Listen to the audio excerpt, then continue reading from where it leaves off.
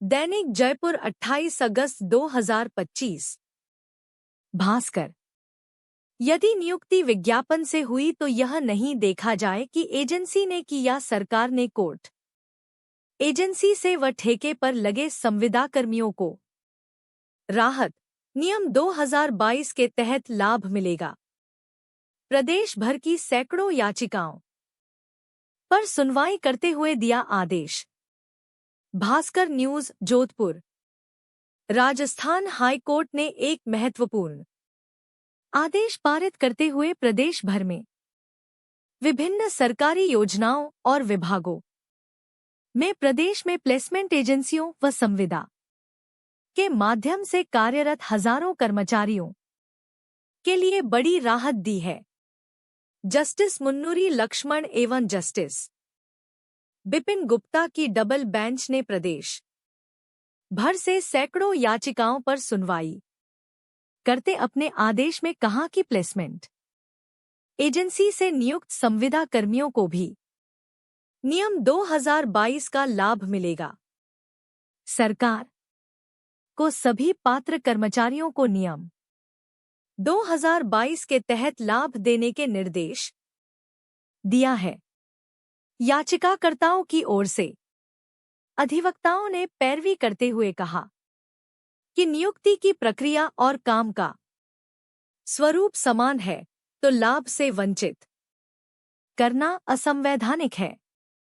राज्य सरकार की ओर से विभिन्न विभागों के अतिरिक्त महाधिवक्ताओं ने यह तर्क रखा कि बिना विज्ञापन एजेंसी से की गई नियुक्ति को नियम 2022 के अंतर्गत नहीं लाया जा सकता।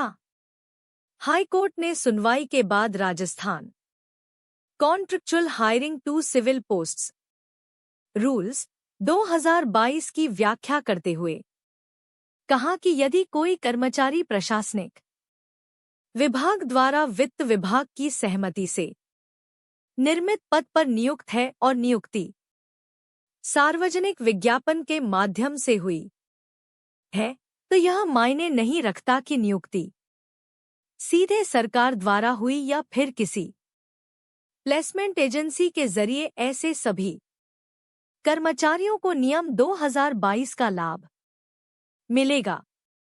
याचिकाकर्ता डाटा एंट्री ऑपरेटर बटा कंप्यूटर ऑपरेटर के रूप में मनरेगा जैसी योजनाओं में प्लेसमेंट एजेंसियों के माध्यम से कार्यरत थे। उनका कहना था कि चूंकि वे वित्त विभाग की सहमति से बने पदों पर नियुक्त हुए हैं और समान कार्य कर रहे हैं, उन्हें भी नियम 2022 का लाभ मिलना चाहिए। राज्य सरकार का पक्ष था कि चूंकि उनकी नियुक्ति विज्ञापन जारी कर प्रत्यक्ष चयन से नहीं हुई बल्कि एजेंसी से हुई है, अतः वे नियम 2022 के दायरे में नहीं आते।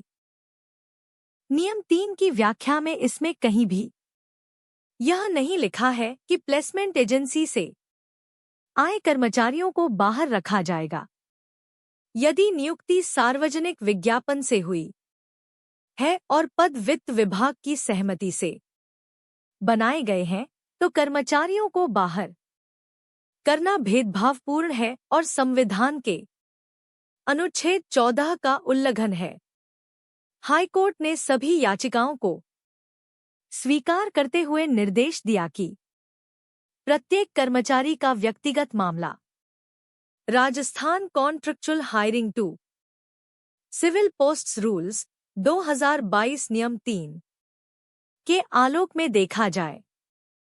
यदि नियुक्ति सार्वजनिक विज्ञापन से हुई है तो यह नहीं देखा जाएगा कि नियुक्ति एजेंसी से हुई या सरकार से प्रत्यक्ष तौर पर। ऐसे सभी पात्र कर्मचारियों को नियम 2022 का लाभ दिया जाए।